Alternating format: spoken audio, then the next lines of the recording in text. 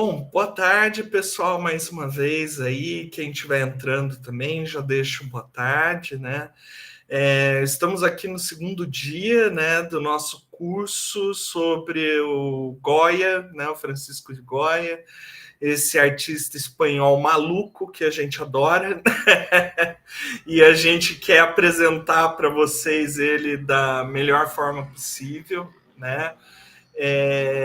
Mais uma vez, né, só reforçando as inscrições, né, quem já fez inscrições, conforme for entrando aqui, né, ele já vai automático, né, Larissa, a lista de presença, só que se você entra por outra conta, às vezes não vai para a lista de presença, então às vezes é importante, né, Larissa, pegar e entrar ou pelo seu celular, ou depois mandar um e-mail, avisar a gente e tal, sobre qualquer coisa que tiver problema com o certificado, né? Bom, pessoal, antes de começar a per se a apresentação, ontem a gente falou um pouco da biografia, né, do Goya, a gente fez uma certa introdução, né?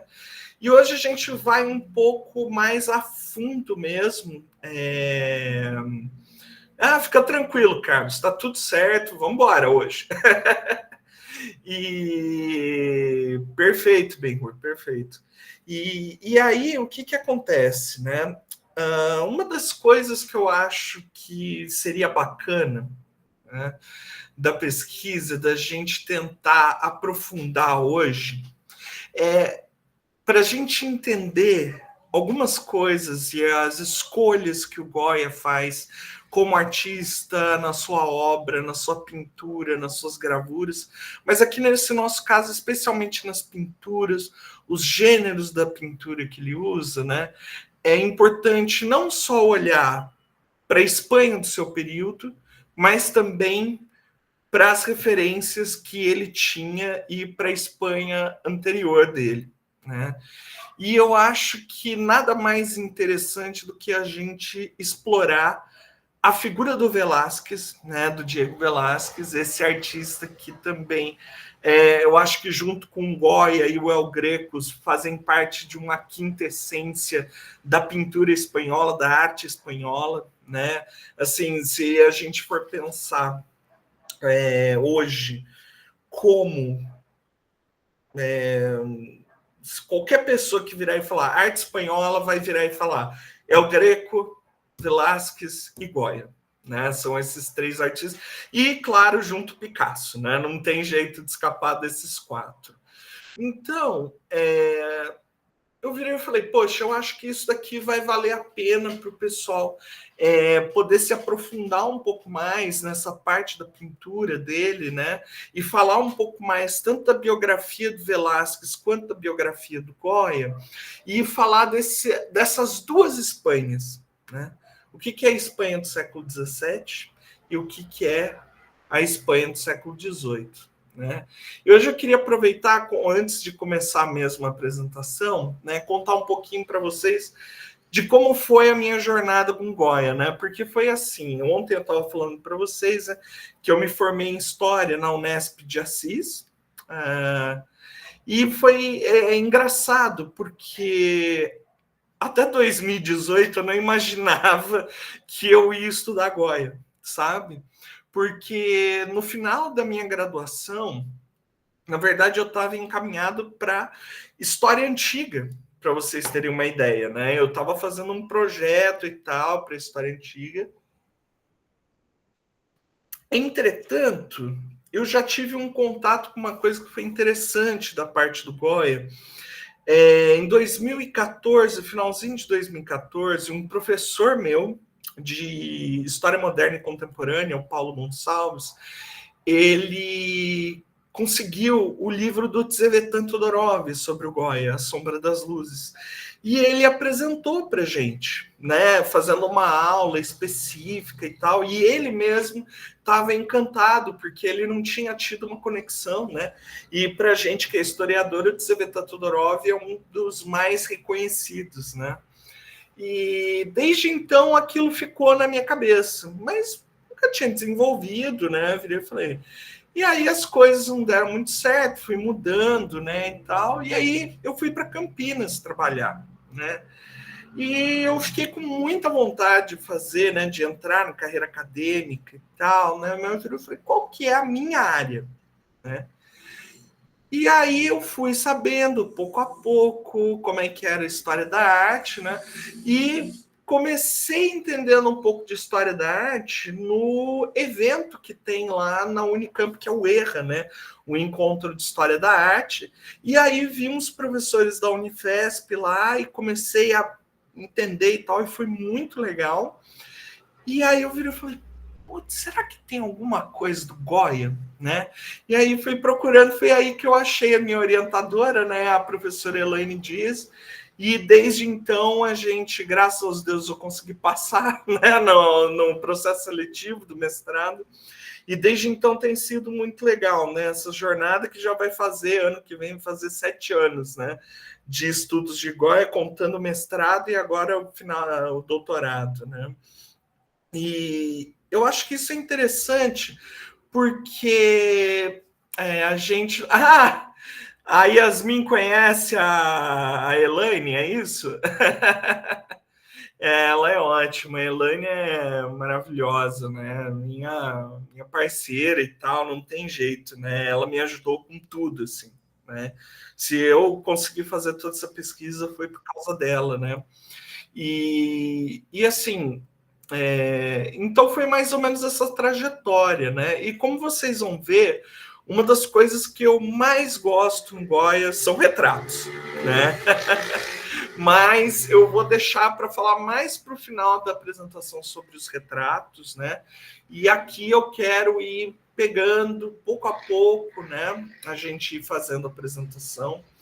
E eu quero falar uma coisa para vocês.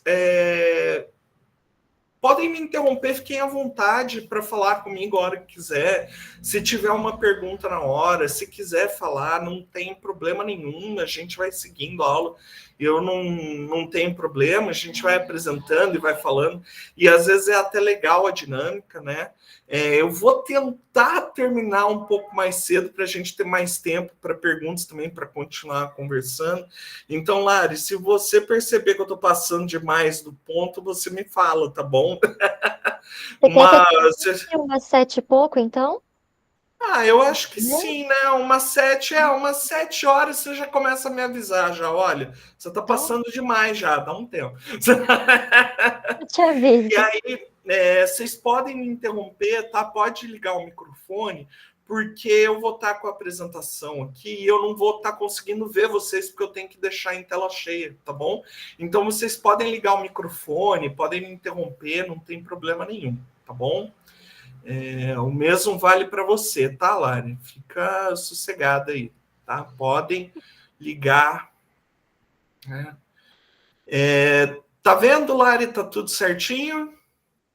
Tá tudo certo, estamos vendo aqui. Perfeito. Vamos lá então, pessoal.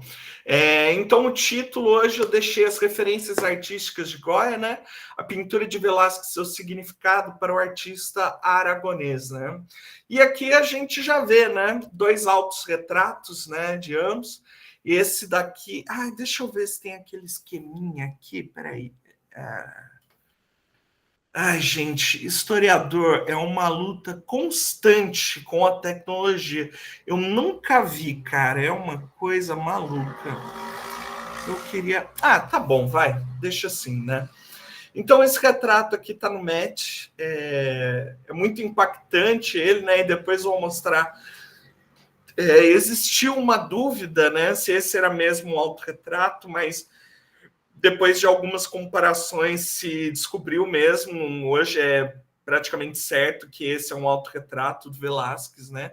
E esse daqui é um dos mais famosos do Goya também, né? Com o cabelo bem romântico, né? Aqui todo aberto, né?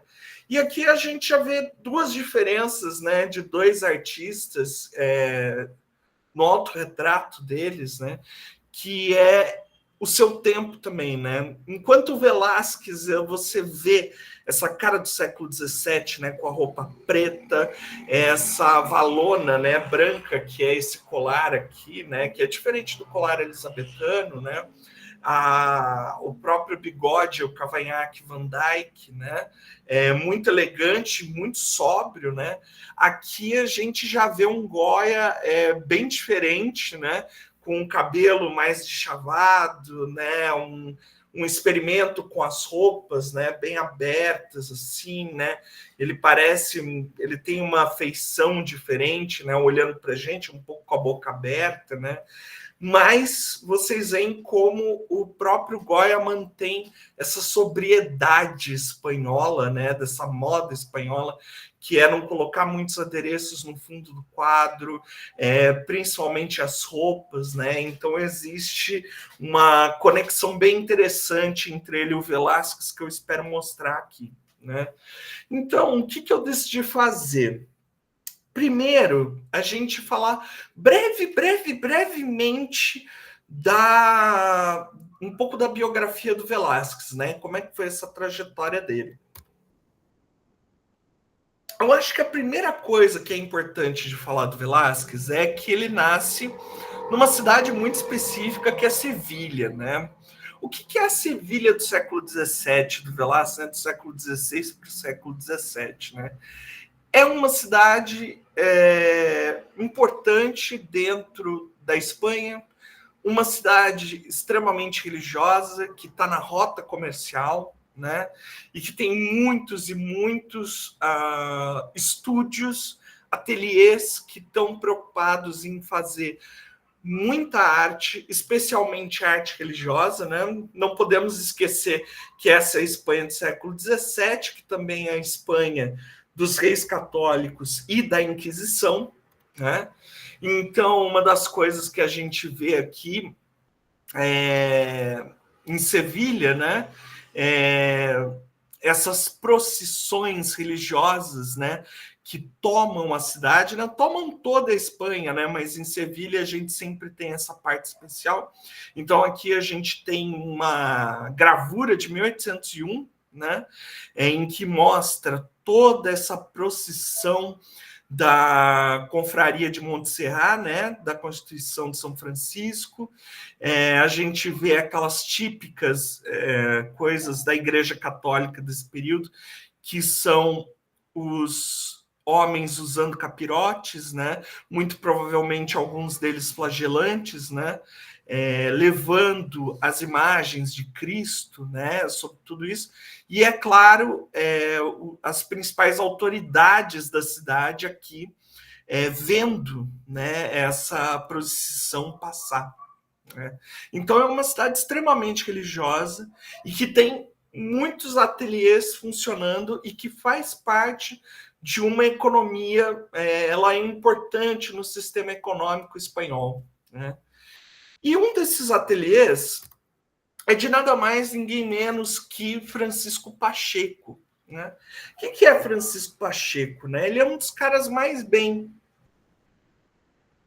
sucedidos de Sevilha e, assim como o Goya teve no seu cunhado, né, o Francisco Baie, que a gente estava discutindo ontem, um cara que o ajudou a seguir a sua carreira e abrir caminhos, né, para a sua carreira, o Francisco Pacheco era o sogro do Velázquez, né? E ele também ajudou muito, porque ele foi responsável por todo o treinamento do Velázquez, né? E é muito importante porque o Pacheco ele escreve um tratado sobre retratos, né, no começo do século XVII, de homens ilustres e como eles devem ser desenhados. E nesse tratado ele comenta sobre um retrato e ele vai comentar sobre o Tiziano. E aí ele fala assim, olha, o Tiziano é muito bom retratista e tal, não sei o quê. E o meu aprendiz, o Velázquez, ele também é muito bom retratista. Ele é quase igual ao Tiziano, sabe? Né? Então, assim, ele entendia a capacidade do Velázquez, né? E eu acho que fica bem clara essa capacidade aqui nesse retrato do Pacheco, né? Que o Velázquez faz, que assim, né? Ele consegue capturar, a gente começa a ver aqui esse interesse pela forma naturalista de representar a pessoa no retrato, a figura humana, que é tentar capturar o máximo da semelhança da figura humana, né? Independente, às vezes, até mesmo dos próprios modelos estabelecidos no Renascimento, que era o do modelo clássico, né? Ou seja, você precisa mudar o corpo da pessoa e transferir as regras para que ela fique mais idealizada, né? Aqui, pelo contrário, né? Aqui a gente vê um Pacheco com uma pele muito morena, né? Já envelhecido, né? Com as orelhas, inclusive, bem grandes, né? E aqui essa gorgueira, né? Que se chama gorgueira ou lechuguilhas, né? Que é esse colar elisabetano grande aqui, branco, né? Que transmite uma elegância, uma sobriedade, mas ele também, por ser tão chavado assim, ele era considerado de uma classe mais baixa, né? Porque normalmente as gorgueiras, que eram das classes mais altas, elas eram maiores e muito mais bem rendadas, elas não ficavam tão amassadas assim, né? Então é bem interessante. E é claro, beleza, o Velázquez ele poderia continuar em Sevilha. Ele estava relativamente estabelecido, mas aí tem uma figura que se interessa por ele e se interessa no ateliê do Pacheco, que é o Conde Duque de Olivares, que é nada mais nada menos que o primeiro-ministro do Filipe IV, né? Ele está ascendendo como ministro principal, como valido do Filipe IV, né? E ele passa por Sevilha, ele conhece o estúdio do Pacheco, né? E ele tem contato com Velázquez, ele começa a entender, opa, esse cara pode ser alguém interessante, né? E aqui nós temos o retrato do MASP, né, do Conde Duque, e ele é muito interessante, pessoal, porque assim, esse provavelmente é o primeiro retrato que nós temos do Conde Duque de Olivares feito pelo Velázquez, né? E isso é muito interessante, que esse ano de 1624 é exatamente o ano 1623, 24, é o ano que o Velázquez ingressa na corte como pintor do rei, né? Então, o Conde Duque ele tem essa importância muito grande, que é não só de ser mecenas, mas de conduzir o Velázquez à corte, não que vai ser a carreira dele até o final da vida dele, que é como artista de corte, né? E, bem, ele se dá muito bem na corte, o Velázquez, ele consegue fazer uma série de retratos de obras, né? E ele decide, nesse meio caminho, se especializar ainda mais, porque, como a gente estava falando, a arte italiana ela tem muita abertura na Espanha, né? E desde o século XVI e XVII ela está lá, e o principal artista de corte no século XVI foi o Tiziano, que era veneziano, né? Então, assim, é importante ter esse contato com a Itália. Então, o Velázquez ele decide ir para a Itália 2 vezes, né? Então ele pinta coisas lá, a gente sabe que ele faz cópias, né? A gente sabe que ele faz retratos, como do Inocêncio X, né? Que é um retrato muito poderoso, muito profundo. E existe toda essa parte dele que é muito interessante, né? Nessas 2 viagens para a Itália, ele também faz uma brincadeira como diplomata, né? Ele é bem interessante toda essa parte. E ele deixa um legado muito grande na Espanha, né? Inclusive no seu próprio tempo, e hoje está sendo muito resgatado uma das figuras artísticas que se formou com ele, que é o Juan de Pareja, né? O Juan de Pareja, ele era um escravizado, né? Um negro escravizado, inclusive era do Velázquez, né?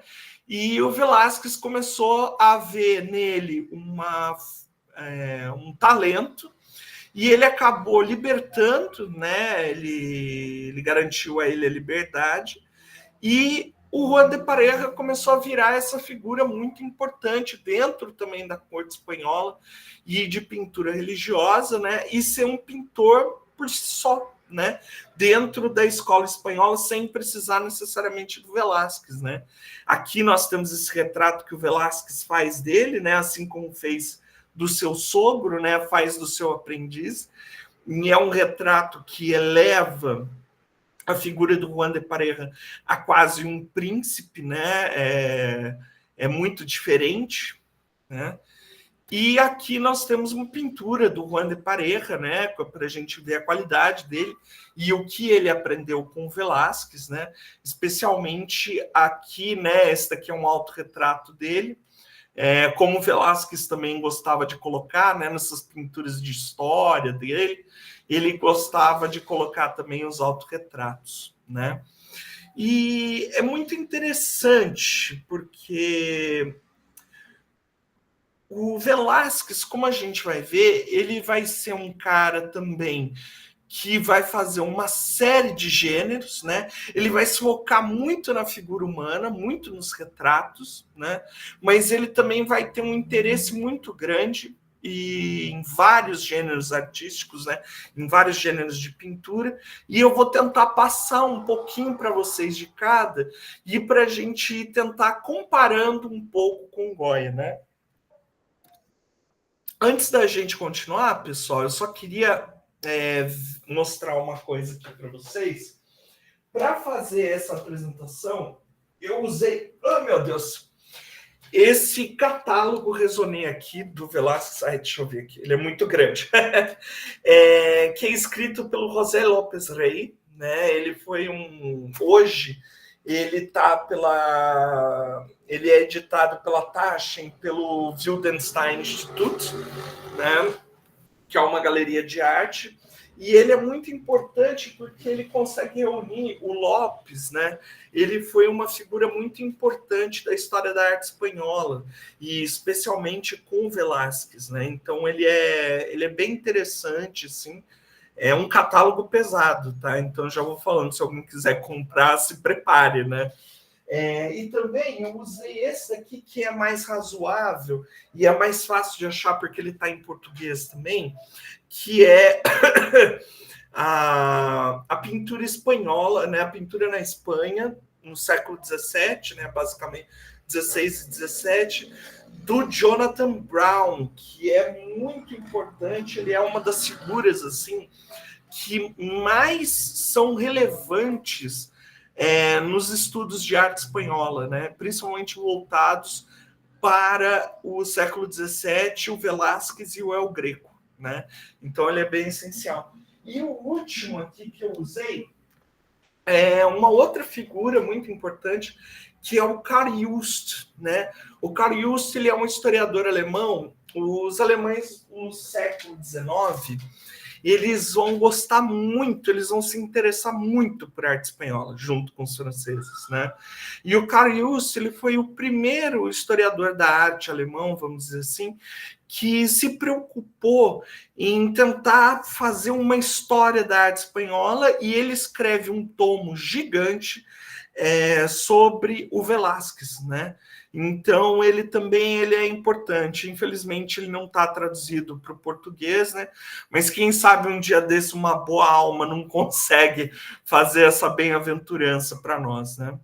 Então, voltando aqui à apresentação, né?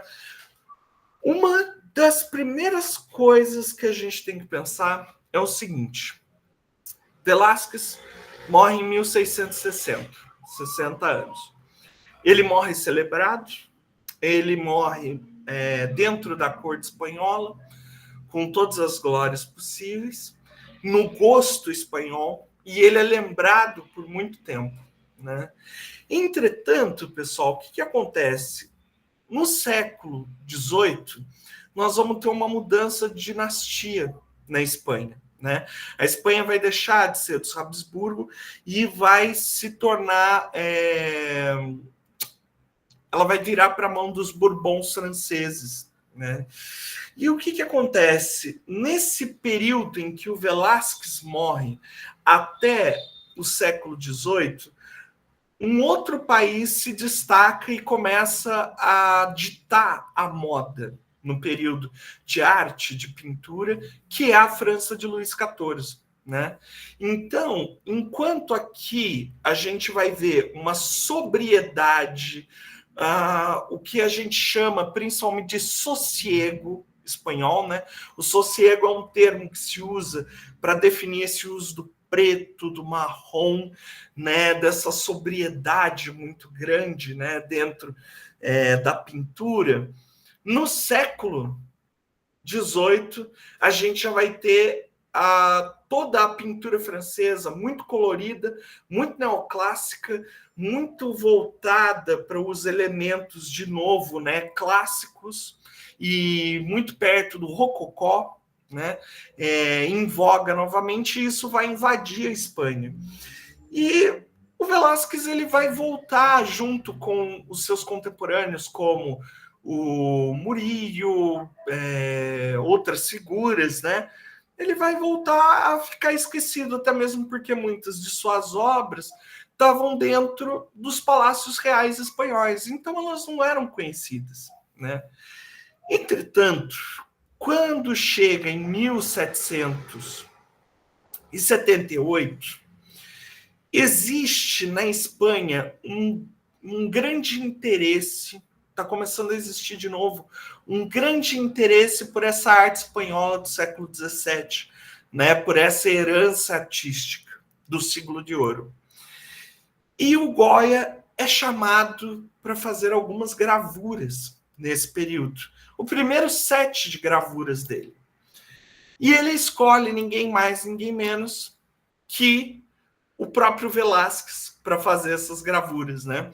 Que hoje são conhecidas como cópias de Velázquez, né? Aqui a gente vê um dos retratos principais que o Velázquez fez na vida dele, né? Que é uma coleção, na verdade, que ele fez para o Salão de Reinos, no qual ele iria pintar vários retratos da família real espanhola, junto com várias vitórias militares e pinturas do Hércules, né?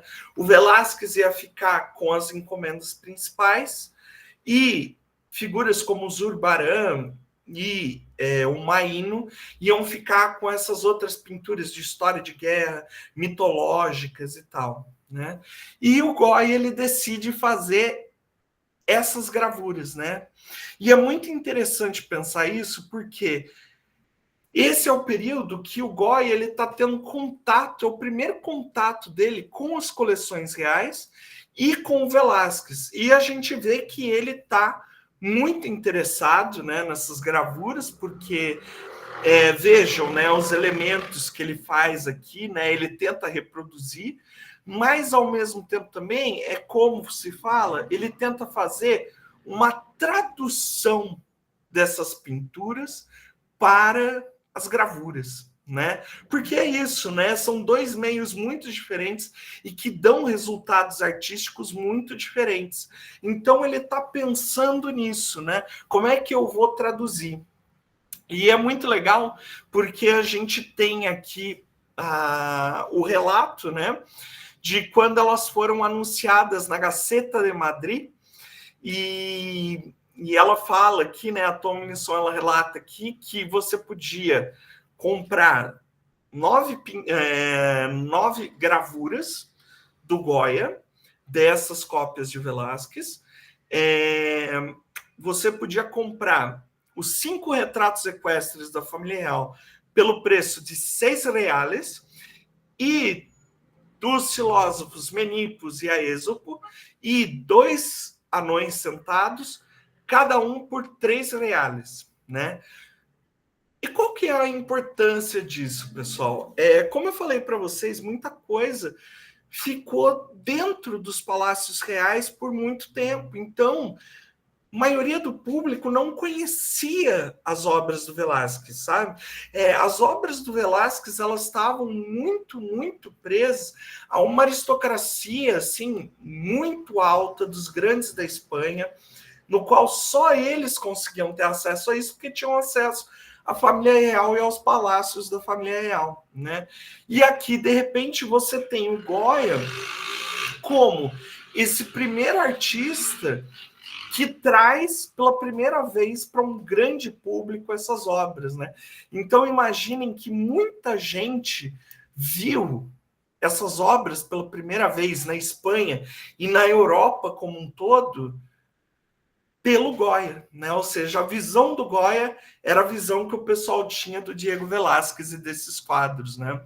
E se você quisesse, você ia na livraria do Antônio Sancho ou do Manuel Basso na Calle de San Jerônimo, né? Ou seja, era algo muito fácil de achar, era algo muito interessante nesse ponto, né? E aqui temos mais alguns exemplos, né? E vou falar para vocês prestarem bastante atenção em como ele modifica principalmente os rostos, né? Como vocês podem ver, né, que é realmente uma tradução, porque aqui é um rosto completamente diferente do que ele faz. Ele tira a peruca, ele tira toda essa parte, né? Aqui vejam que ele pega no fundo, ele pega e deixa muito menos gravado, muito mais branco, enquanto aqui os detalhes ele quer deixar muito claro, igual no quadro do Velázquez, né? Os tecidos da Rainha Isabel, né? E é claro, ele não podia deixar de fazer uma das principais obras do Velázquez, né? Que é Las Meninas ou A Família de Filipe IV. Né? E é muito interessante, eu vou falar um pouco mais depois sobre ela, que eu acho que tem mais coisas, né? Mas como ele faz essa tradução e ele coloca coisas específicas dele quando ele vai fazer essa cópia, né? Então, se a gente for comparar o fundo, claro, o Velázquez é muito sóbrio, usa muitos marrons, né? Mas aqui o Goya, ele já faz uma coisa completamente diferente. Percebam que é uma coisa até meio assustadora, que ele pega esses cortesãos aqui, especialmente esse, e ele meio que vaza o olho deles e pega e faz como se fosse, como se eles não tivessem olhos, né?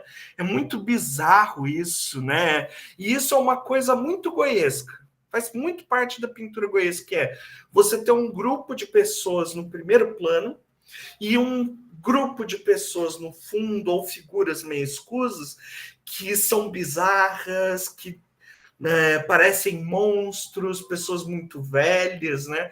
Isso é uma coisa muito específica. Então a gente vê muito disso aqui nas próprias, as primeiras gravuras dele, né? E vejam, por exemplo, como ele faz aqui a Anã, né? Então ele pega, ele faz um beiço enorme aqui, os olhos ele faz completamente diferente, né? Então ele tem esse, vamos dizer assim, né, esse destaque muito interessante. E aqui, né, como ele fala, foi muito interessante, porque como foi a primeira vez que ele fez uma gravura e tentou fazer dessa maneira em aquatinta, né, nessa técnica, ele teve que trabalhar e retrabalhar várias vezes essas gravuras, né, nos seus originais, nas placas de cobre. Então, assim, foi bem complicado, né, mas o resultado que saiu, com certeza, não só foi satisfatório, porque a gente tem relatos que essas gravuras, elas foram parar na França, foram impressas lá, foram mandadas como presentes diplomáticos para os imperadores da Áustria, né? E também várias figuras da Inglaterra se interessaram muito por essas gravuras e quiseram reproduzir elas também em Londres, né? Então vejam, é muito interessante isso, né? Como essas gravuras tiveram na sua própria época uma atenção muito especial, né? E mais uma vez, né? Aqui outra coisa que é muito importante, né? Se no Rococó existia, no Rococó e no próprio no estilo francês neoclássico, existia essa visão de tentar copiar e tentar traduzir figuras humanas e paisagens através dos estilos clássicos, né, da antiguidade clássica estabelecido lá no Renascimento. Aqui, o interesse do Goya em fazer essas gravuras, em trazer do Velázquez, que é uma coisa que nós vamos ver muito, é o estilo natural do Velázquez, né? A sua capacidade de naturalismo, né? E eu acho que isso é muito importante, que vai passar por tudo isso que nós vamos falar até o final da apresentação, né? Que é esse estilo natural, que é tentar capturar a figura humana, tudo o mais natural possível, né? Trazer aquelas rugas, trazer aquele cabelo de chavado, trazer, né, aquela figura da mulher fazendo ovos, uma senhora fazendo ovos na cozinha, né? E isso vai impactar a obra do Goya por completo, né? Porque nós vamos ver que ele vai ter o Rococó como exemplo, ele vai ter o neoclássico como forma, como referências, mas ele vai ter também essa parte do Velázquez natural como uma referência enorme para ele, né? E aqui, é claro, né, nós temos uma das pinturas que eu acho que são algumas das mais legais assim do Velázquez, que é, né, Los Borrachos, né, o Triunfo de Baco, no qual ele representa uma cena mitológica, né, uma pintura de história mitológica, mas ao mesmo tempo é uma pintura de gênero, porque ela traz várias figuras típicas da Espanha, né, do século XVII. Então você vê aqui que a estrutura clássica de corpo e de rosto já foi embora, porque aqui você tem várias figuras com rugas, morenas, queimadas pelo sol, né, com seus bigodes, as suas barbas, os seus cabelos naturais, as suas vestimentas também, né? E eu acho que isso daqui é muito interessante da gente pensar, porque, como a gente estava falando antes, né? Esse período dos Bourbon na Espanha, no século XVIII, ele é marcado pelo seguinte, né? Existe uma tentativa, várias tentativas de reformas e de modernização do Estado e dos costumes espanhóis. E uma dessas coisas era tentar obrigar a população a abandonar suas vestimentas típicas de Marcos, né? Então, como eu tinha comentado ontem, né, muitos homens usavam esses grandes chapéus com essas túnicas, né? Esses ponchos que muitas vezes pegavam toda a parte aqui do rosto, né? E isso era considerado uma forma inapropriada de se vestir, especialmente por alguns ilustrados e iluministas entre 1760, principalmente o primeiro-ministro do Carlos III, que era o Squillace, né? O Marquês de Squillace.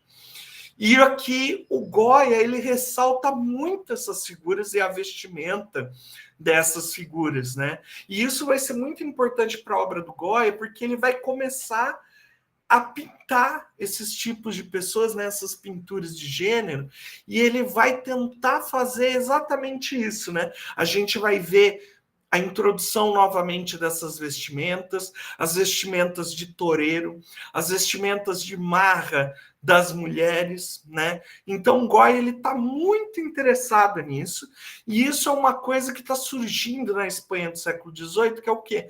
Tentar resgatar esse sossego, essa forma de se vestir à la espanhola. Existe todo um movimento do final do século XVIII, né, com esses Bourbons tardios, né, principalmente o Carlos IV, né, em tentar recuperar isso depois de tanto tempo do neoclássico dos franceses e do rococó, né? E aqui nós temos, né, outra gravura, né, o do Esopo, que estava lá vendida a R$ 3, né? Se você quiser comprar lá na Caio. Essas gravuras são caras hoje, né? Eles ainda fazem essas gravuras através de cópias na Academia de Belas Artes de São Fernando, né? Que é onde muitas delas se encontram, e no Museu do Prado. Mas essas cópias custam um pouquinho caras, né? Então você já viu. Aqui, de novo, né? Os anões, eu acho incrível, né? A forma como ele tenta traduzir o rosto, as vestimentas, né? E essa daqui é a que eu acho mais interessante, né? Que é o do Buffon El Primo. E aqui é muito legal porque o Goya antes ele evitava um pouco fazer essas ranhuras aqui, né? E aqui ele exagera nas ranhuras. Ele exagera para deixar o maior contraste possível, né? E aqui ele pega, eu acho o rosto incrível, porque aqui ele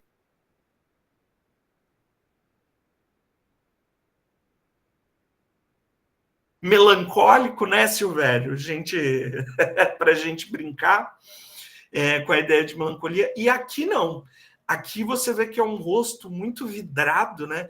Com os olhos muito mais abertos, fitando para nós, especificamente, né? E até mesmo parece com uma cara de bravo mesmo, né? É muito interessante isso. E aqui fazer lábios protuberantes, né? Eu não entendo isso, ele adora fazer isso nas gravuras, né? Esses lábios. E eu acho que ele se daria muito bem com os Habsburgo, né? Que tinha aquele prognatismo. Eu acho que ia ser bem interessante. E aqui, essa daqui é um dos originais do Goya, né? Na visita que eu fui fazer da minha pesquisa em 2023, na Academia de Belas Artes de São Fernando, e essa daqui é uma das placas originais do Goya, junto com uma das gravuras originais do período, né? Então vejam como é interessante, né? Todo o processo que ele fez desse negativo, né? É muito interessante isso, muito bacana. Aqui nós temos mais uma, né? Que é dos caprichos, bem interessante também, né? Aqui a gente já vê que ele vai evoluindo, né? Especialmente nessa parte da sátira, né? Porque aqui ele pode criar, né? Querendo ou não, aqui ele pode criar até certo ponto, né? Porque antes de tudo são cópias de Velázquez, né? Mas aqui ele já é um cara que está muito mais acostumado nos caprichos, ele tá entendendo muito bem esse processo e ele manda ver, né? Ele imagina, ele sabe fazer as roupas, ele sabe fazer os rostos, ele sabe fazer o fundo, né? Muito bom. E quero passar um pouco também pelas obras religiosas, né? Do Goya e do Velázquez, que são muito importantes também para esse processo todo, né? Apesar de ser um retrato, esse daqui eu achei interessante trazer, porque é uma obra religiosa também, porque essa Madre Jerônima de la Fuente, ela é uma figura de Sevilha, se não me engano, ela faz uma doação, e ela vai fazer um serviço nas Índias, se não me engano. E eu não lembro agora se são as Índias Ocidentais, que seria a América, ou se são as Índias Orientais, né, que seria as Filipinas, talvez, ou algo assim. E o Velázquez faz esse retrato memorável dela, né, quase um retrato votivo, né, de uma madre que é praticamente uma santa viva, né? E é muito legal porque, de novo, a gente vê toda essa sobriedade espanhola, né? Mas ao mesmo tempo as mãos dela estão cheias de veias, né? Você vê que é uma senhora de mais idade, né? Você vê que a complexão dela, o olhar dela, as rugas, né, dela são muito interessantes, como o Velázquez faz. E esse é um esquema que o Velázquez ele é muito bom de fazer, que é causar um impacto, né, com as suas obras. E isso depois eu vou falar um pouco mais. Vem da Itália, de um cara muito interessante, né? E o Goya, ele também vai ser muito importante, porque assim como a gente estava falando dos quadernos italianos, né, o Goya, ele também sabe que ele tem que fazer obras religiosas para se dar bem, né? E se tem um lugar que tem obras religiosas à torta direito depois da Espanha, é na Itália, né? Então aqui nós temos duas páginas dos quadernos italianos, no qual ele tenta pintar um Cristo aqui, né? Ele faz um desenho, um esboço de um Cristo, né? E vejam, ao mesmo tempo que é uma coisa muito neoclássica, né? Porque ele pinta os músculos, né? Ele tenta fazer algo mais assim, mas também é do jeito dele, né? Muito rápido, muito, né? Muito expressivo, né? Esse Cristo. E aqui também essa Nossa Senhora, que aqui ele está sendo mais delicado com os traços, né? Então, da mesma forma que o Velázquez foi para a Itália, o Goya também vai para a Itália e se preocupa também com obras religiosas, né? Que basicamente vão ser o ganha-pão dele no começo da vida dele como artista, né? E aqui esses são exemplos mais legais, assim, eu posso falar para vocês, porque eu vi essas obras no Museu do Prado e elas são incríveis, porque esse daqui é o Cristo do Goya e esse daqui é o Cristo do Velázquez, né? Vejam que o Goya, é claro, existem modelos muito específicos para se representar Cristo, né? É muito difícil escapar desses modelos, né? Alguns artistas tentaram fazer algumas coisas diferentes entre os séculos XV e o século XVIII, XIX, mas é difícil. Mas vejam, né? Como tanto Goya quanto o Velázquez, eles dão uma atenção especial para o corpo, né?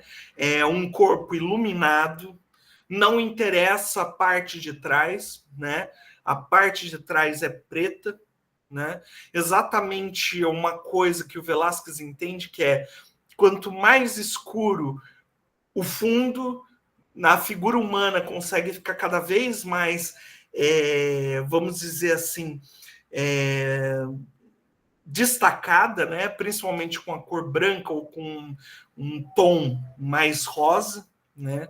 E nós temos aqui essa imagem de sofrimento, né? Do rosto, né? Muito provavelmente é aquele momento em que Cristo fala na Bíblia, né? Ó Pai, por que me abandonastes, né? E aqui o Cristo já está basicamente já descido, já está morto, né? E aqui o Velázquez ele dá uma atenção especial ao sangue, né? Que é típico da arte espanhola, né? Que é quanto mais sangue, melhor nas imagens religiosas, né? E aqui nós temos esta que relembra mais, né, a estrutura do corpo, né? Eu acho que a estrutura do corpo relembra bem mais, né? E é engraçado porque nessa daqui a famosa ferida de Cristo, né, que o centurião romano faz com sua lança, tá aqui, mas na de Goya aqui pelo menos não é possível ver. E aqui também não, o que indica que pode ser que aqui, como Cristo já está morto, né? Então, provavelmente essa cena já aconteceu. Enquanto aqui, como Cristo ainda está vivo, eles decidiram não colocar, né, a ferida, né? E aqui também o Velázquez aqui ele faz uma coisa diferente, né? Ele pega e ele dá uma imagem de fundo, né? Ele dá uma paisagem, muito provavelmente uma representação imaginada de Jerusalém, né? Mas vejam que o Velázquez ele é muito sagaz, né? Porque ele pega, especialmente aqui na parte do corpo, né? No fundo, ele pinta com azuis, cinzas, escuros, marrons, nada que tire o destaque do Cristo aqui, né? E ele também coloca esse símbolo aqui, que é a caveira, que, se não me engano, o lugar que Cristo morreu se chama Golgota, ou algo do tipo. Vocês me corrijam se eu estiver errado, e aí esse símbolo é a caveira, né? Que é o símbolo da morte. E aqui vejam, né? As duas figuras comparadas, né? Nós temos aqui o Cristo do Goya, né? Então, pintado de uma forma muito mais livre, né? Aquela pintura típica do Goya, que é esse rosto mais livre, mais solto, né? E aqui a pintura do Velázquez, bem naturalista, né? Mas também, né? O Velázquez, ele faz de tudo para te comover, né? E ele sabe acertar isso direitinho com esse uso aqui das lágrimas de Cristo, né? Vejam como é uma das coisas que atrai aqui conforme você vai chegando muito perto da imagem, né? E se você estiver por baixo dessa imagem, desse quadro, isso daqui fica ainda mais evidente por causa da volumetria que ele usou, né? Então vejam, eu acho que esse Cristo do Goya é com certeza uma referência muito grande ao modelo que o Velázquez faz, né? É muito possível. E como esses dois Cristos do Velázquez estão na coleção do Museu do Prado, é muito provável que eles já estivessem na coleção dos Reis e o Goya tenha visto isso, né? Então é mais ou menos por aí. E claro, né? Não pode faltar Nossa Senhora de Imaculada Conceição, que é uma santa que é muito famosa aqui na Espanha, em Portugal e no Brasil, né? A Imaculada Conceição. Mas aqui é muito diferente, né? Aqui a gente vê diferenças bem gritantes, né? Porque a gente vê a posição específica delas, né? A gente vê o manto azul, e o globo, né? Entretanto, as duas pinturas são completamente diferentes, né? Porque enquanto aqui é muito sóbrio, muito azul do Velázquez, né? Aqui o Goya ele pira, né? São cores para tudo, são cores para tudo quanto é lado, anjinhos, rococós, essa cor muito viva, né, do azul, o branco, né, é algo muito mais animador. A Nossa Senhora está sorrindo, diferente daqui, né, ela não sorri muito, aqui ela está sorrindo. E o Deus aqui, que está abençoando ela, que não aparece aqui, é basicamente uma figura fantasmagórica, assim, né? Ele surge cheia de simbolismos, né? Com um triângulo, parece que está sendo acompanhado de mais algumas coisas, né? Então é bem bizarro, assim, né? Como o Goya, ele também gosta de recuperar algumas coisas desses simbolismos mais arcaicos também, que o próprio Velázquez não usa tanto, né? E vejam como ainda é presente na pintura do Goya um estilo rococó também, né? Então aqui a gente vê essas cores, né, que basicamente cegam a gente, né, quase.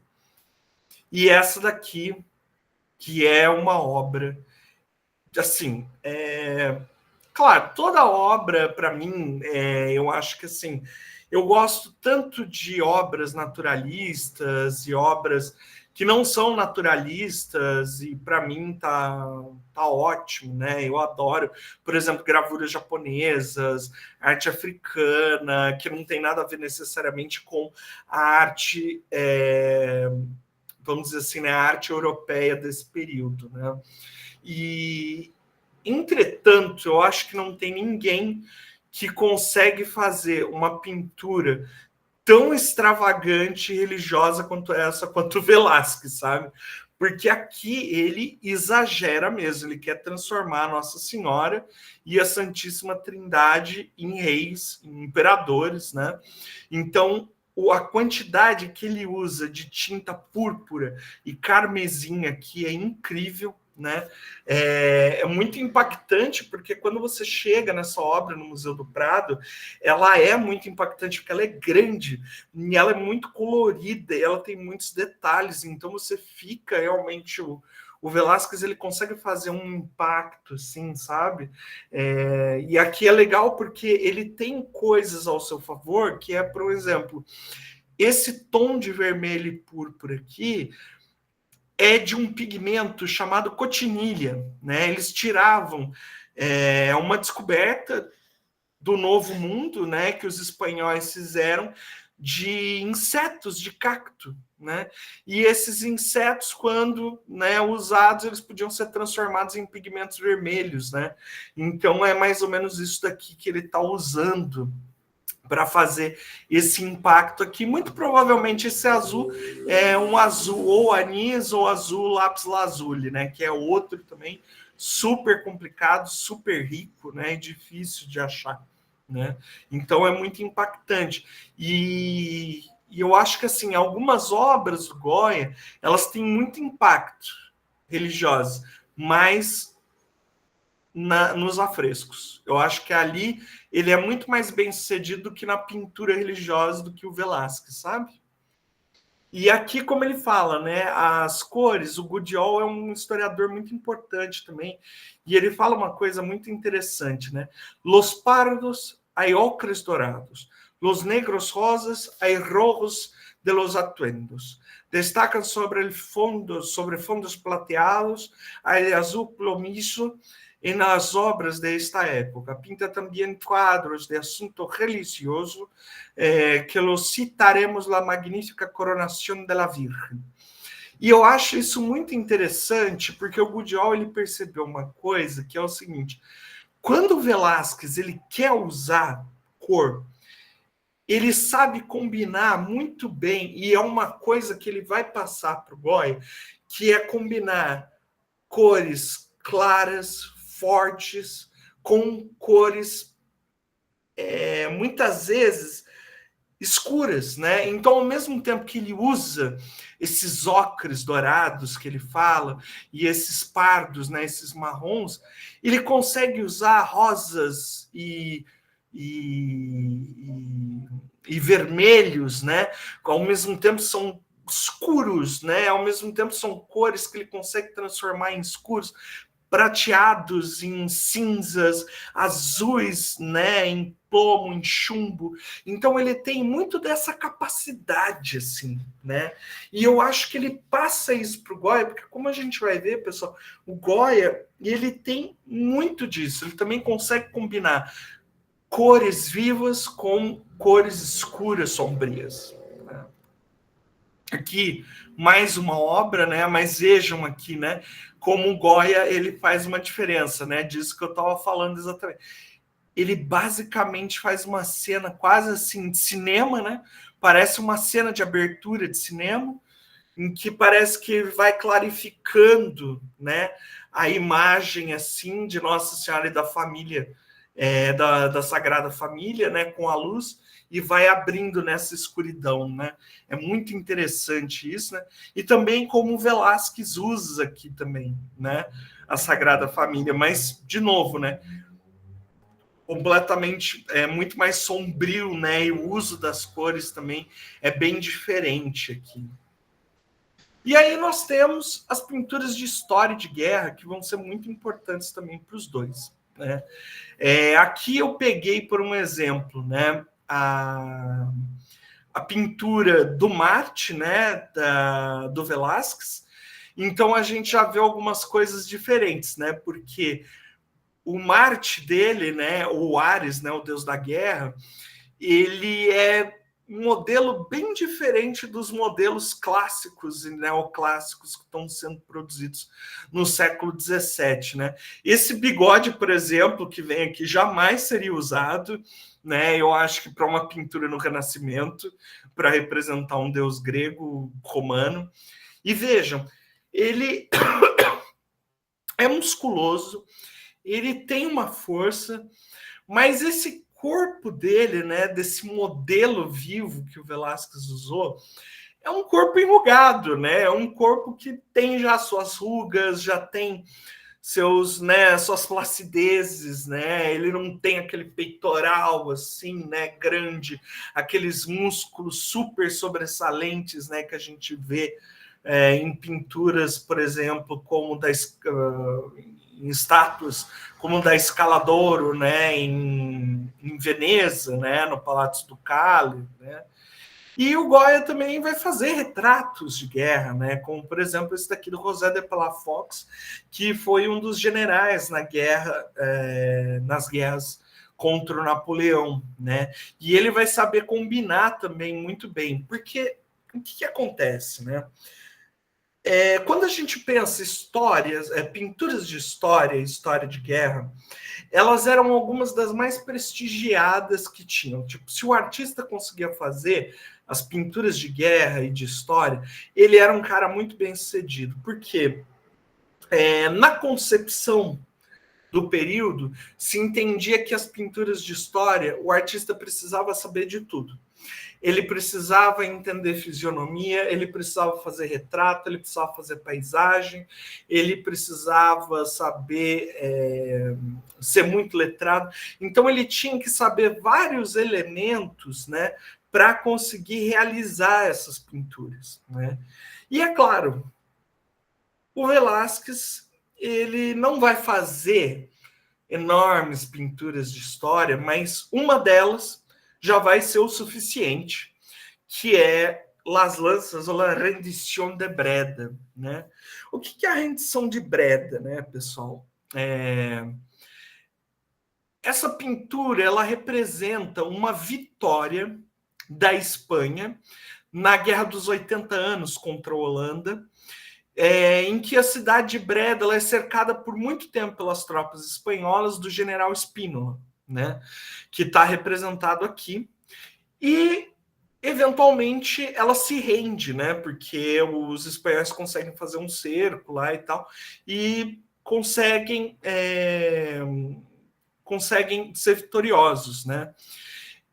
E existe toda essa rendição, né, e esse é um dos quadros assim mais interessantes do Velázquez, né, da pintura de história, porque ele consegue fazer essa composição que é dividida em dois grupos, né? Então, o grupo dos espanhóis vitoriosos e o grupo dos holandeses, né, que perderam. Aqui nós vamos ter no fundo a paisagem do cerco de Breda, né, que está acabando. E aqui nós temos, né, as lanças dos holandeses, né, menores, né, mais confusas e tal. E aqui nós temos as lanças dos tércios espanhóis que estão, né, completamente eretas e tal e formam quase uma muralha, né, de tantas lanças assim.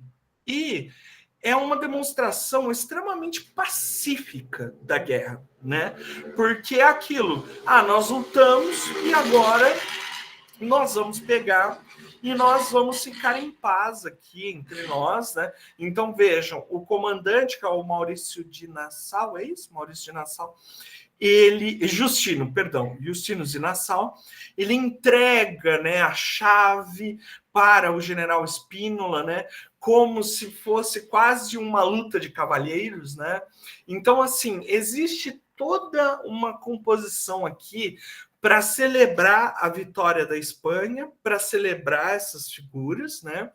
E para engrandecer também o seu inimigo, né? Porque ele tem que ser valente também para a derrota valer, né? Ou seja, não, foi difícil o cerco, realmente, tal, foi complicado, né?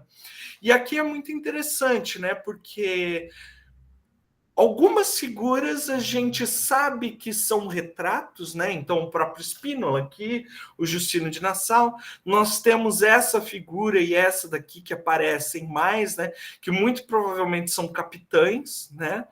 E soldados. E aqui nós temos um autorretrato do Velázquez, né? Muito provavelmente, né? Entretanto, uma das coisas muito interessantes dessa pintura, da gente pensar para o Goya, é que muito provavelmente o Velázquez usou modelos vivos para representar tanto os ganhadores quanto os perdedores e figuras anônimas, né? Então, muitos desses modelos e tipos aqui, ele queria usar, né? Ele queria representar também de alguma forma essas pessoas, né? E usar desse naturalismo para representar um pouco dessas figuras comuns e típicas, né? Então a gente não pode esquecer, por um exemplo aqui, vejam que a complexão desse dessa figura holandesa aqui, ela é um pouco diferente das figuras aqui espanholas, né? Então, é muito provável, por exemplo, porque a Espanha, nessa época, tinha o que hoje a gente se chama de Bélgica, né? Então, ou seja, comandava Flandres, né? Se chamava Flandres na época. Então, é muito provável que comerciantes de Flandres ou figuras de Flandres pudessem ter passado por ele pudesse ter usado, né, como modelos vivos, né, que era uma coisa que raramente acontecia, né, assim, com artistas e com uma encomenda tão grande assim, né. Entretanto, a situação do Goya é muito diferente aqui, né, porque aqui o Império Espanhol ele está em muita decadência, gente, que é muito importante falar. 1635 é um período em que a Espanha já enfrentou 5 bancarrotas, já acho que pelo menos 3 bancarrotas, desvalorizou a moeda, e isso era no período da Guerra dos 30 Anos. Então, logo depois da rendição de Breda, a Espanha e os primos deles na Áustria perdem violentamente uma série de batalhas e a Espanha vai sair como uma das perdedoras da guerra, né? E basicamente o Império Espanhol nunca mais vai conseguir se reerguer dessa queda, né? Dando espaço para a França e para a Inglaterra, né? E essa consequência dessas perdas do Império Espanhol, isso tudo, vai chegar numa derrocada que vai cair nisso daqui, que é a invasão napoleônica na Espanha em 1808, né? E o que o Goya vai representar, que é o 2 e o 3 de maio, né? Aqui, como vocês podem ver, é completamente diferente. Nós estamos falando de uma cena assim completamente diferente, né? Primeiro que aqui é a vitória. É um momento de sagração, é quase um momento de paz, né? A Pax Hispânica, né? Aqui é uma luta suja, uma luta de rua, tá entendendo? Figuras assustadas, faca na mão, adagas, porretes, tá entendendo? Armas improvisadas, né? Porque isso daqui, o que aconteceu, né? Como vocês sabem, depois da invasão napoleônica de Portugal, basicamente Napoleão conseguiu colocar em vários lugares da Espanha, né, as suas tropas em posições especiais. E ele dá uma arriada ali ele dá uma arriada nas calças dos reis espanhóis, né? Os trancafia e começa a ocupar o país e ocupar Madrid, né? Entretanto, nesse período aqui, a população espanhola de Madrid está tão revoltada, mas tão revoltada, que quando essas tropas espanholas, tropas francesas entram em Madrid, há um motim completo e se torna um massacre. Por um tempo, eles conseguem expulsar os franceses de Madrid. Entretanto, vejam, né? É uma loucura, porque aqui o Goya ele faz esses tipos, vamos dizer assim, né? Como o Velázquez faz, mas assim, muitos dos rostos, muitas das coisas, né, aqui dessas figuras nem são tão definidas, né? Às vezes dos soldados franceses, né, e mamelucos são mais definidos do que o da população de Madrid, né? Então é quase uma carnificina isso daqui, né? E a quantidade de sangue, porque, ó, vejam, não existe nenhum sangue no do Velázquez, não existe nada. Aqui não existe uma forma mais sanguinolenta. A primeira figura que você vê aqui, ela está totalmente ensanguentada, pessoas caídas, né, que acabaram de ser atiradas, né? E assim, vejam que é a população madrilenha mesmo, né? Porque você vê, acredito que seja uma mulher aqui, talvez um frade, né? e figuras populares, né, todas tentando ir para cima. Então, é muito importante, né, pensar isso daqui. Entretanto, existe a consequência disso, que é as tropas francesas retomam Madrid e se começa uma série de execuções sumárias contra os revoltosos, né?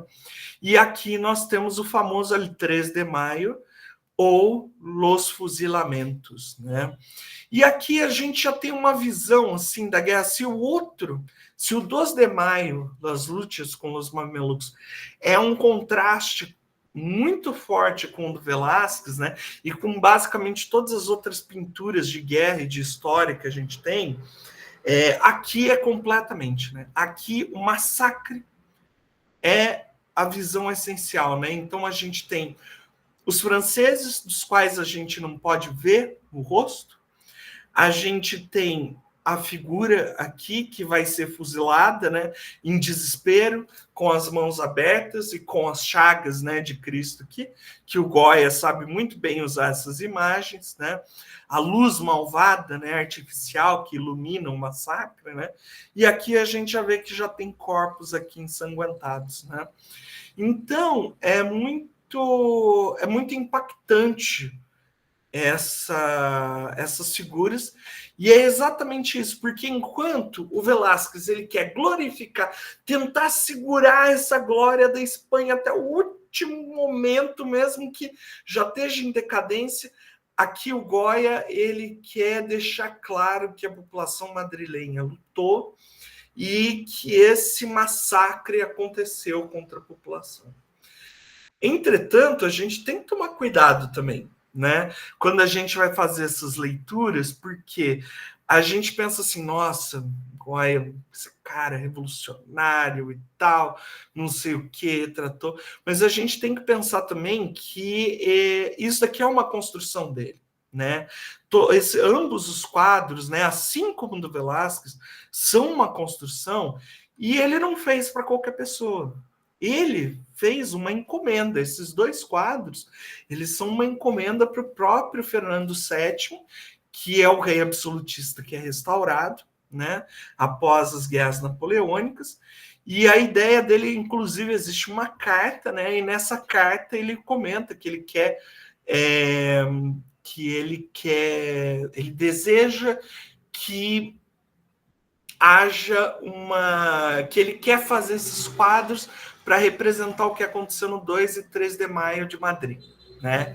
Ele quer representar isso, e ele quer representar porque também, pessoal, é o seguinte, ele em alguns momentos participou e pintou figuras ligadas ao governo do José Bonaparte, do Napoleão Bonaparte.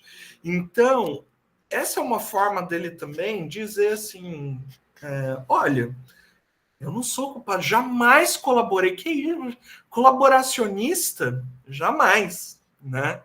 Então, e ele sempre depois dessa volta do Fernando VII, ele nunca vai se dar muito bem, nunca vai dar muito certo, e ele vai ter que, tanto que ele vai ter que ir para o exílio no final da vida dele na França. Né? Então aqui, né, a Tomlinson, ela comenta aqui, né, Goya cristalizou a atrocidade em uma imagem icônica de bom versus mal. Ou seja, existe o bom e existe o mal. Entende? Existe o inimigo completo, né? Colocando esse medo da desordem dos prisioneiros, iluminados por uma lanterna, né? E presos numa colina, né? Ao fundo, com uma precisão impiedosa das armas que por figuras anônimas, né, com casacos grandes. As diferenças religiosas, de novo, né, tiveram um papel importante, porque essa ideia do martírio, né, daquele, ela comenta aqui do modern day martyr, né, ou seja, do mártir moderno, né, que seria essa figura aqui em branco, né, e realmente essa daqui é uma das imagens mais conhecidas quando se fala de como a guerra é brutal, especialmente contra os civis, né? Eu acho que assim, né? Eu acho que a gente tem que pensar isso. Independente do quanto a construção que exista, de quais esses motivos que o Goya fez, deixou de fazer, essa é sim uma imagem que explora como os civis sofrem numa guerra, né? Tanto numa guerra de invasão, numa guerra civil, e eu acho que isso é muito importante. Eu acho que tanto nos desastres da guerra quanto aqui, né, nas gravuras e nessas pinturas, a gente tem que entender muito isso, que o Goya, ele consegue transmitir até hoje para a gente uma forma de entender como os civis sofrem na guerra, né? E eu acho que isso é muito interessante. Eu acho que a gente tem que guardar isso, sabe, do Goya. E aqui, né? Vejam a comparação, né? São 3 quadros assim. O do Velázquez é completamente assim, né? Aqui eu até arrisco a dizer que esse daqui é o momento em que o Goya, eu acho que ele segue o seu próprio caminho, né? Que ele já aprendeu sobre o Velázquez, já usou e usa o que ele tem que fazer, e aqui ele segue o próprio caminho dele, né? Nessas pinturas de história e de guerra, né? Nessas 2 pinturas, eu acho que aqui ele segue seu caminho, né? E aqui nós temos um pouquinho do nu e das mulheres, né? Mas é o seguinte, pessoal, pelo tardar aqui da hora, eu vou fazer o seguinte, eu vou passar um pouquinho aqui pelo nu e pelas mulheres, até mesmo porque às vezes a Lari ela vai falar mais na aula dela, né, sobre as mulheres, ela tem uma coisa melhor, né, ela tem um estudo muito melhor do que eu posso falar aqui sobre as mulheres, né, no Goya, mas só para a gente ter uma noção, né, de como o Goya usa também o Velázquez, né? Esse daqui é o único nu que a gente conhece do Velázquez, que é a Vênus de Rukeby, né? E a Mar Desnuda, né? Que é assim, né? São 2 diferenças gritantes, né? Porque aqui, obviamente, é uma cena mitológica, né? E aqui é a cena de uma pessoa, né? Aqui é um retrato e assim é muito complicado estudar isso daqui. Eu acho que merecia até uma aula por si só para as marras, né? Porque se discute muito o que a Mar Desnuda é, o que a Mar Nua é, se era um modelo, uma prostituta, se era só uma modelo viva, se era uma modelo talvez da nobreza, né? O porquê que ele decide dessa forma, né? Então, enquanto o Velázquez ele faz sensual, né? Mas ele tem esse contorno, né? Ele esconde um pouco o jogo, né? Aqui não, o Goya deixa muito claro, né? Então você tem os seios, né? Né? Até um pouco da vagina, né, e tal, aparecendo, né, o comecinho. Então, assim, e é muito interessante porque esse quadro aqui, ele estava na coleção do primeiro-ministro do Carlos IV da Maria Luísa, Manuel de Godoy. E quando ele é expulso da Espanha pelo Napoleão e pelo Fernando VII, ele se confisca a coleção dele. E a Inquisição ela proíbe esse quadro aqui de circular, né? Ou seja, esse quadro incomodava sim, né? E esse daqui também do Velázquez incomodava, que a gente sabe que no século XVII na Espanha existia uma demanda particular para essas pinturas e nus. Entretanto, elas ficavam muito, vamos dizer assim, sabe? Muito na coxia, porque a Inquisição não gostava que essas pinturas eram veiculadas, né? Ela não gostava dessa encomenda. Então é sempre muito complicado na Espanha quando se envolve a igreja, né? E aqui, é claro, né? Nós temos as pinturas de bodegones, comuns, loucos, né? Aqui a gente vê esse quadro muito interessante do Velázquez, né, que é uma pintura de gênero junto com Bodegon, né, e de novo esse naturalismo dele, né, a gente pode ver tanto nos objetos quanto nessas figuras, né, muito interessante. Aqui nós temos, né, e de novo, né, essas cenas populares, né? Eu acho que isso é muito interessante da gente pensar, tá, pessoal? Por mais que a gente não esteja falando de nacionalismo nesse período, final do século XVIII, começo do XIX, mas a gente está falando sim de um interesse nos populares, no nacional, isso tanto no século XVII, mas que volta com força no século XVIII, né? Aqui, né, nós temos essas pinturas do Goya que eu acho incrível, né? Essas pinturas quase de figuras inocentes, de novo, né? Figuras para trás, assim, né? Estranhas, sombrias, né? Aqui, os loucos do Velázquez, né? Pô, esse daqui é incrível, que é o Buffon Calabacias, né?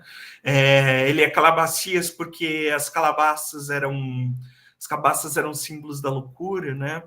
E aqui ele é uma figura divertida, né? Pelo Velázquez, aqui ele tem uma posição na corte, né? Ele é um bobo da corte, ele é celebrado como tal.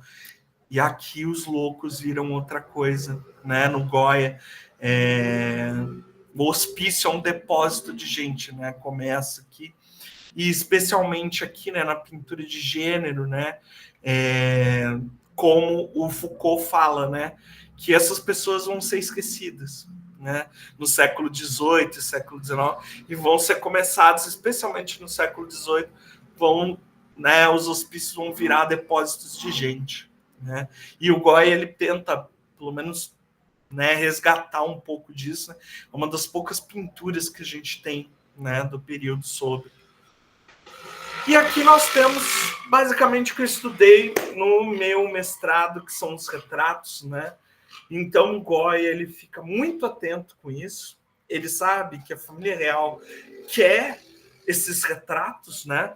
Então um desses primeiros retratos que ele faz é do Carlos III, né? Quase no período já da morte dele, né? E é muito interessante porque ele quer ser representado como caçador e relembra muito os quadros que o Velázquez fez do Filipe IV e do seu irmão, né, de vários membros da família real, e que o Velázquez ajudou a estabelecer o modelo de retratos de caça, né? Aqui a gente vê, né, os retratos que eu acho incríveis dos primeiros ministros, né? Eu acho que são incríveis porque ambos estão em batalha, né? Aqui o Conde Duque de Olivares e aqui o Manuel de Godoy, né? E ambos têm esse ar completamente arrogante e vitorioso sob a situação que está no quadro, né? E tanto o Velázquez quanto o Goya, eles sabem fazer isso muito bem, né? Eles são experts em retratos de corte, né? Eles sabem o que os seus o que se quer deles, né? E isso eu acho muito interessante, né? Aqui nós temos, né, outras figuras, né? O Filipe IV e o Carlos IV, né? Que foi os grandes mecenas do Velázquez e do Goya, né? Aqui nós temos, né, esses dois retratos muito interessantes, né? Como o retrato do Carlos IV, né, com o uso do vermelho, né? Ele relembra um pouco esse retrato do Velázquez, né? Um dos poucos, na verdade, que se usa uma cor mais forte, mais colorida, nos vestimentos do rei, né, do Filipe IV, né, para o período, é até bem incomum, vamos dizer assim, né? E é muito interessante aqui, a gente tem uma carta para o Zapata, né, para vocês verem como ele acertava muito bem e como a família real confiava muito nele para fazer esses retratos, né? Aqui ele fala para o Zapata: hoje entreguei um quadro ao rei Carlos IV, que me mandou fazê-lo para o seu irmão rei de... Ah, perdão, eu acho que é o Carlos III, tá? Fazê-lo para o seu irmão rei de Nápoles. E tive a felicidade de tê-lo dado muito deleite, de modo que não somente pelas expressões de sua boca me elogiou, mas também pelas mãos e pelos ombros médios estreitos. E falando-me mal dos aragoneses e de Zaragoza, já podes considerar que isto interessa, etc. Né? Então, veja, ele fica muito feliz de fazer esses retratos, né? E ele tem uma abertura muito grande com a corte espanhola, né? Ele tem essa conexão com esses reis, né, e tal. Então, de novo, né, aquilo que a gente estava falando ontem dos vários Goias, né? Então, do Goya revolucionário, francês quase, né, e tal, do Goya monárquico, da corte, né, e tal. E não existem esses dois Goiás, eles estão juntos, né? Ele é como qualquer outra pessoa viva, né, gente? É cheio de contradições de contradições, de heresias, né? Então é muito difícil, né, a gente fazer esse período, né? O que a gente pode falar é que, com certeza, ele é muito prolífico e ele consegue se estabelecer muito bem, assim como o Velázquez na corte, né? É engraçado porque a partir de um momento na vida de ambos, tudo que eles conseguem fazer, tudo que eles se propõem a fazer, eles conseguem realizar, e eles conseguem realizar muito bem para as pessoas que eles estão encomendando isso, né? Para as pessoas que estão encomendando deles, né? E aqui, assim, né? Eu estudei muito a Maria Luísa de Parma, né, que é a mãe da princesa do Brasil, Carlota Joaquina. Inclusive, já fica aí a dica, dia 14 agora de agosto, vai relançar nos cinemas aí a remasterizada em versão em 4K Carlota Joaquina, Princesa do Brasil, da Carla Camurati, né? Maria Luísa de Parma aparece, né? Que é a Vera Holtz com a sua dentadura de pérolas, né? E ela realmente acertou isso no filme, porque Maria Luísa de Parma tem uma série de problemas por causa das 1001 gravidezes que ela tem, e ela começa a envelhecer de forma muito precoce, né? E ela começa a perder os dentes, e aí ela começa a fazer esses exageros, né? E uma das coisas que eles entendem também, tanto o Velázquez quanto o Goya, que não é só o rei que eu tenho que agradar, não é só o rei que eu tenho que retratar, porque eles entendem que os primeiros ministros são essenciais, mas eles também entendem, nesses períodos, que as rainhas da Espanha são muito importantes nesse contexto, né? Então, por exemplo, o Velázquez aqui, na Rainha Mariana de Áustria, ele vai fazer uma coisa muito interessante, que é a Rainha Mariana de Áustria, ela tem que assumir por um tempo a corte, né? E as demandas, especialmente depois que o marido dela morre, né? O Filipe IV. E aí, o que acontece? Ele, para simbolizar o comando dela, ele coloca esse relógio aqui, que, como eu tinha comentado ontem, o relógio é esse símbolo do comando de alguém que está por trás do Estado, né? Ou seja, ela se vê meio que como uma primeira-ministra, como alguém que está por trás do rei, né? E a Maria Luísa de Parma, ela é a mesma coisa, porque ela vai ter um engajamento muito grande na corte espanhola desde o começo, né? Porque quando ela vai para lá ainda como princesa, né, prometida, a esposa do Carlos III, né, do sogro dela, ela já tinha morrido. Então, por precedência, ela vira a primeira dama da corte, né? Então, ela começa a ser muito importante, ela começa a usar muito dessa influência. Quando chega e ela vira rainha, o momento dela, ela tem muito poder, né? E ela consegue decidir coisas, inclusive decidindo o Manuel de Godoy. A gente sabe que muito provavelmente ela decidiu que ele fosse o primeiro-ministro, né? E aqui a gente vê elementos muito interessantes, né? Porque aqui o Goya, ele já muda completamente, né? Ela tá ricamente vestida, né?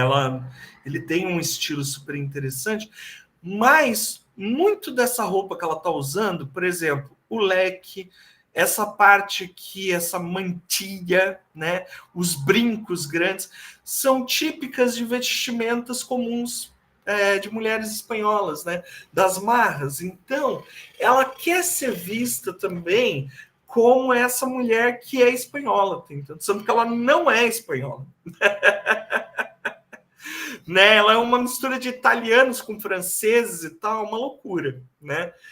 E assim como a dinastia Bourbon na Espanha né? Então são muito interessantes essas formas de como eles conseguem fazer isso na corte. E não tem como não falar de novo das duas grandes obras, né? Que vão. Chico, só vou te cortar bem brevemente. Mil desculpa, fantástico. Imagina! Você pediu para te avisar quando fosse 7 horas. Perfeito, Passamos um pouquinho, eu não te cortei porque eu vi que você estava atento ao horário, mas perfeito. 7h11, tá bom? Aí só Tá para. bom, perfeito, perfeito. Obrigado, viu, querida? Valeu por ter falado. Então, aqui, né, para finalizar, nós temos os retratos de grupos, retratos de família, que vão garantir tanto ao Velázquez quanto ao Goya, né, essa forma, esse momento, porque fazer o retrato de família inteiro, especialmente no período do Goya, era você estar estabelecido como o principal pintor da corte na Espanha, né? E quando o Goya ele consegue fazer esse retrato da família real espanhola, ele consegue chegar aos pés do Velázquez, né? Tanto que ele decide fazer a mesma coisa que o Velázquez faz, que é uma coisa que era impensável antes dos dois, que é o artista se colocar no seu autorretrato, num retrato de família, né? Que é dedicado apenas à família real espanhola, né? Um retrato que é muito, são dois retratos muito, mas muito famosos. O retrato do Velázquez, desde o Foucault até o Daniel Arrassi, todas as pessoas que vocês podem imaginar, do meio acadêmico, de historiadores da arte, filósofos, todo mundo já tentou falar sobre ele, acho que até engenheiro já tentou falar sobre esse quadro, né, e de como ele, da composição dele, as brincadeiras que o Velázquez faz nas suas visões, né, e da mesma forma as intenções do Goya aqui, então as simbologias, o que é esses quadros que ele coloca, né? Por que ele pinta a família real desse jeito, né? Por que ele tem essas visões, né? E diferente do Velázquez, né? Os esboços que o Goya fez antes de começar o quadro, né, da família real, eles estão preservados no Prado, né? Então a gente pode ver como ele pensou e como ficou o produto final, né? E depois, se vocês quiserem, eu conto um pouquinho desse quadro para vocês, mas eu vou deixar em segredo aqui. E é muito interessante, né? Então, assim, são quadros muito simbólicos, né? São retratos de corte. Então, vejam que o Velázquez ele está muito presente no Goya, né? E ele é uma referência muito importante para o Goya, né? Nesse ponto de arte, de escolhas de gênero, escolhas de como seguir a carreira, né? Com certeza ele é uma das mais importantes, se não a mais importante referência para o Goya na pintura, né? Então aqui, pessoal, só deixar aqui mais uma vez, né, mostrar um pouco aqui, e eu vou terminar por aqui, pessoal, né? Para a gente ficar mais sossegado, para a gente discutir um pouco aí, né? Aqui tá a bibliografia que eu usei, tá, pessoal, para falar. E eu não gosto de fazer propaganda de mim próprio, mas como eu falei dos retratos e tal, eu falei das pinturas de guerra, eu vou deixar aqui também, se vocês quiserem, algumas coisas, né? Que é a minha dissertação de mestrado, né? Que está no repositório da Unifesp. Um texto recente que eu publiquei comparando a pintura de guerra do Velázquez e a do Goya, né? Só que está em inglês esse daqui. E esse daqui é um que eu publiquei com a Elaine, com o Fabrício, né? Fabrício é um outro amigo maravilhoso e tal, gente finíssima, né? Pesquisador muito bom, trabalha com a gente. E aí a gente fez um volume, né, online, e também está no repositório da Unifesp, que eu falo um pouco mais sobre alguns quadros mais específicos, né? Então eu não fico tanta coisa aqui, né? Porque tem 240 páginas na dissertação, né? Então, pelo amor de Deus, né? Mas é isso, pessoal. Muito obrigado pela atenção de vocês. Muito obrigado por terem aguentado aí, tá entendendo? Tanto tempo, viu? Peço desculpas, mas como eu falei de vocês ontem, eu sempre falo demais, tá entendendo? E é isso, estamos para as perguntas aí. Manda ver. Obrigado, pessoal. Que é isso.